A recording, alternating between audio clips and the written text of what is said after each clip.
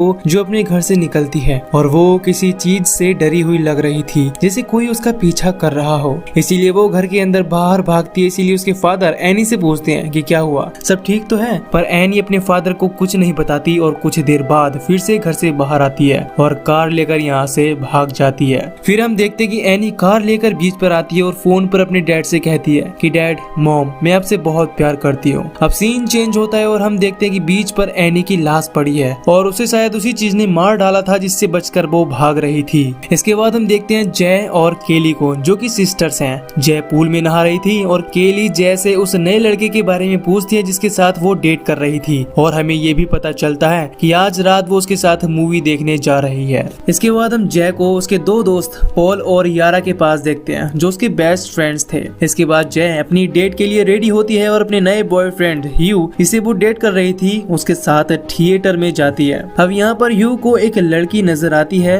और वो जय को इशारा करके बताता है कि क्या तुम्हें वो लड़की दिख रही है। जय कहती है नहीं, वहाँ पर कोई नहीं है। अब इसके बाद ह्यू बहुत डर जाता है क्योंकि वो किसी बहुत बड़ी मुसीबत में था। इसीलिए ह्यू जय को थिएटर से बाहर ले आता है। इसके बाद ये दोनों एक रेस्टोरेंट में जाते हैं और तभी हम बाहर की तरफ किसी को देखते हैं जो ह्यू की तरफ ही देख रहा था और उसकी तरफ बढ़ रहा था। अगले दिन जय की बहन केली पूछती है कि तुम्हारी डेट कैसी रही। इस पर वो बताती है कि डेट कुछ खास नहीं रही क्योंकि ह्यू थोड़ी अजीब हरकतें कर रहा था। अब एक बार फिर जय और ह्यू मिलते हैं जहाँ पर ह्यू जय को किस करता है, जिसके बाद ये दोनों कार में आते हैं और एक दूसरे के साथ इंटीमेट होते हैं और इंटरकोर्स के बाद ह्यू जय को बेहोश कर देता है। अब जब जय को होश आता है तो वो अपने आप को एक अबैंडन्ड जगह पर पाती है। यहाँ ह्यू अपना एक सीक्रेट रिवील करता है कि मेरे पीछे एक एंटिटी पड़ी है जो मुझे मारना चाहती है और ये मेरे साथ तब से हो रहा है जब से मैंने एक लड़की के साथ इंटरकोर्स किया। इसीलिए मैंने जिंदा बचने के लिए तुम्हारे साथ सेक्स किया जिससे वो एंटिटी अब तुम्हारे पीछे लगेगी।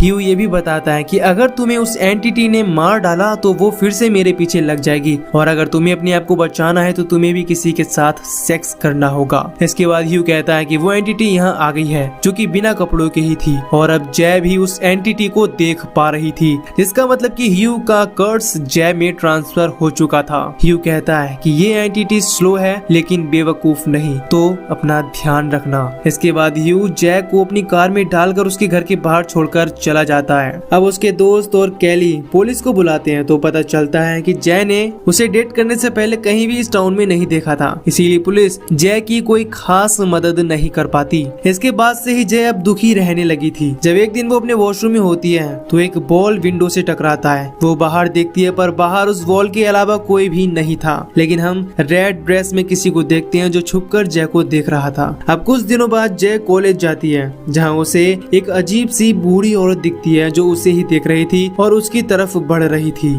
जय को लगता है कि ह्यू जिस एंटिटी की बात कर रहा था वो ही इस बूढ़ी औरत के रूप में उसकी तरफ आ रही है। इसके बाद जय अपनी क्लास छोड़कर अपने दोस्त पॉल और अपनी बहन केली के पास आ जाती है और उन्हें बताती है कि उसके पीछे एक एंटिटी पड़ी है जो उसे मारना चाहती है और ये तब से हो रहा है जब से ह्यू और उसके बीच इंटरकोर्स हुआ था। अब इनमें से कोई भी जय का यकीन नहीं करता। उन्हें लगता है कि जो भी उसने देखा वो बस उसका वहम है। पर जय की तसल्ली के लिए पॉल जैसे कहता है कि मैं तुम्हारे घर रुक सकता हूँ अगर तुम चाहो तो। जय भी मान जाती है। रात को हम देखते कि जय को नींद नहीं आ रही थी क्योंकि वो बहुत ज्यादा डरी हुई थी। वो नीचे आती है और देखती है कि पॉल टीवी देख रहा है। अब यहाँ हमें पता चलता है कि ये दोनों बचपन के दोस्त हैं और जय की फर्स्ट किस भी पॉल के साथ ही हुई थी। तभी जय को एक आवाज सुनाई देती है जिससे वो डर जाती है। पॉल देखने जाता है लेकिन वहाँ पर कोई नहीं था। पॉल कहता है कि शायद किसी ने विंडो का कांच तोड़ दिया है। अब जब जय किचन में जाती है तो वहाँ उसे वही एंटिटी मिलती है जो पी कर रही थी और बहुत घिनौनी लग रही थी। वो उसे मारने के लिए उसकी तरफ बढ़ रही थी और जय उसे देखकर बहुत बुरी तरह से डर जाती है और यहाँ से भागने लगती है। इसके बाद वो अपने आप को एक कमरे में बंद कर लेती है। तभी जय के चीखने की आवाज सुनकर पॉल और यारा यहाँ पर आते हैं। जय उनसे कहती है कि घर में कोई है जो मुझे मारना चाहता है, मैंने उसे अपनी आंखों से देखा है। लेकिन पॉल और यारा कहती हैं कि यहाँ कोई भी नहीं है, तुम्हें डरने की कोई जरूरत नहीं है। तभी जय को एक लंबा सा डरावना आदमी दिखता है जो कि वही एंटिटी थी जो कि नए नए रूप में उसे मारने के लिए आ रही थी। वो जय को मारने के लिए उसकी तरफ बढ़ता है लेकिन इससे पहले ही जय यहाँ से भाग जाती है और एक पार्क में आ जाती है। अब जय पूरी तरह समझ जाती है कि ह्यू जो भी कह रहा था वो सच था, कि वो एंटिटी अब उसके पीछे पड़ चुकी है और अगर उससे उसे बचना है तो उसे एंटिटी से भागते रहना होगा। कुछ देर बाद यहाँ पर जय के दोस्त आ जाते हैं। तभी यहाँ पर जय का पड़ोसी ग्रेग आता है जो इनसे इनकी प्रॉब्लम पूछता है। इसके बाद जय सब कुछ बता देती है कि उसके साथ क्या क्या और क्यों हो रहा है। फिर जय कहते कि मुझे उस लड़के ह्यू को ढूंढना होगा जिसकी वजह से मेरे साथ ये सब हो रहा है। इसके बाद ये सभी ग्रेग की कार में ह्यू को ढूंढने के लिए निकल जाते हैं। ये ह्यू के एड्रेस पर जाते हैं मगर ये घर खाली था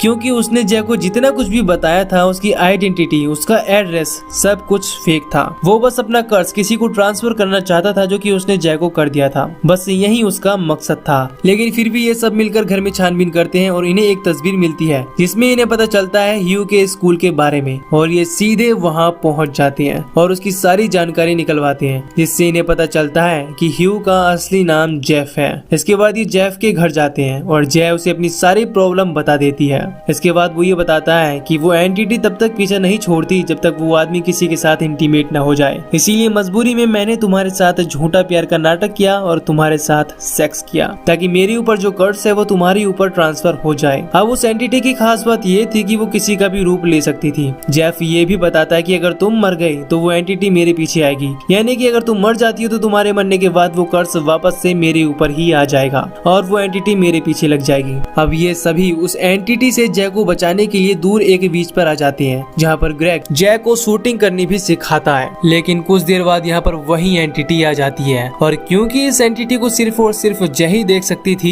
इसीलिए वो किसी को नजर नहीं आती। अब ये एंटिटी जय के वालों को पकड़ लेती है। ये देखकर उसके दोस्त जय को बचाने की कोशिश करते हैं लेकिन वो एंटिटी उन्हें भी चोट पहुंचाती है। इसके बाद ये किसी तरह बोट हाउस में आ जाते हैं और जय गन निकाल कर उस एंटिटी को मारने की कोशिश करती है लेकिन वो एंटिटी मरने का नाम ही नहीं ले रही थी क्योंकि उसे मारा नहीं जा सकता था। इसीलिए जय डरकर दरवाजा बंद कर देती है। लेकिन तभी अचानक से दरवाजा टूट जाता है और ग्रेग कहता है कि यहाँ कोई भी नहीं है। लेकिन ग्रेग के बाद एक भयानक एंटिटी जय को दिखाई देती है जिसके बाद जय यहाँ से डरकर भागने लगती है। इसके बाद वो ग्रेग की कार लेती है और यहाँ से अकेली ही जाने लगती है। जय के दोस्त उसे रोकने की कोशिश करते हैं और वो एंटिटी भी जय की तरफ ही आ रही थी लेकिन इससे पहले ही जय यहाँ से चली जाती है। लेकिन जाते वक्त जय का एक्सीडेंट हो जाता है और वो बेहोश हो जाती है। अगले सीन में हम जय को हॉस्पिटल में देखते हैं जहाँ पर ग्रेग जय के साथ इंटरकोर्स करने के बारे में सोचता है क्योंकि वो जय की मदद करके उसके मन का बहम निकालना चाहता था कि कोई भी एंटिटी उसके पीछे नहीं पड़ी है। इसीलिए ग्रेग जय को समझाता है जिसके बाद ये दोनों सेक्स करते हैं। अब इसके बाद कुछ दिनों तक जय को कोई एंटिटी नजर नहीं आती। उसे लगता है कि उस एंटिटी ने उसका पीछा छोड़ दिया लेकिन फिर भी वो हमेशा डरी रहती थी कि कहीं वो एंटिटी ना जाए और उसे मार दे। दूसरी तरफ जय के दोस्त ग्रेग से पूछते हैं कि क्या तुम्हें कोई एंटिटी दिखाई दी।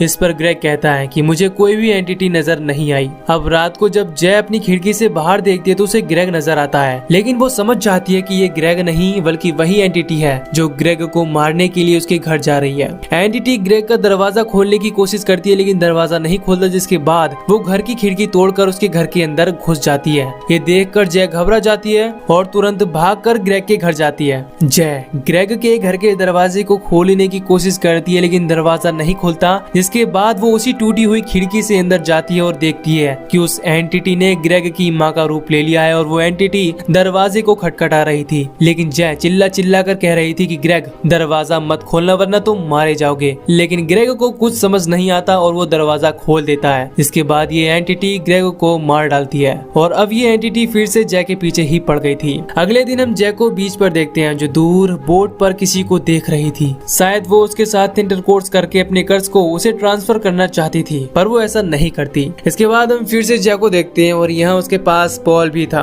अब क्योंकि पॉल जय को पसंद करता था इसीलिए वो उसकी मदद करना चाहता था। वो कहता है कि हम उस एंटिटी को मार सकते हैं। अब ये सभी अपने स्कूल के पूल में जाते हैं जहाँ पर ये पूल के चारों तरफ इलेक्ट्रॉनिक डिवाइस रख देते हैं ताकि जैसे ही एंटिटी जय के पीछे आए तो ये एंटिटी को करंट का शॉक देकर मार डाले। इसके बाद जय पानी में उतरती है और एंटिटी का इंतजार करने लगती है। कुछ देर बाद वो एंटिटी यहाँ आ जाती है लेकिन वो पानी के अंदर नहीं आती और इलेक्ट्रॉनिक डिवाइसेस को जय के ऊपर फेंककर मारने लगती है। इसीलिए जय की मदद करने के लिए पॉल और बाकी लोग जय की बताई गई जगह पर एक कपड़ा फेंकती हैं जिससे इन सभी को एंटिटी दिखने लगती है और पॉल उस एंटिटी को शूट करके मार डालता है। इससे वो एंटिटी पानी के अंदर गिर जाती है लेकिन फिर भी वो एंटिटी जय का पैर पकड़ लेती है। एक बार फिर पॉल एंटिटी के सर में गोली मारता है जिसके बाद वो एंटिटी जय का पैर छोड़ देती है और ये जय को बाहर निकाल लेते हैं। कुछ देर बाद जय वापस पूल में देखती है तो वो एंटिटी वहाँ नहीं थी और पूल खून से भर गया था। अब क्योंकि इनका ये प्लान फेल हो गया था इसीलिए पॉल कहता है कि मैं तुम्हारे साथ इंटरकोर्स करूंगा।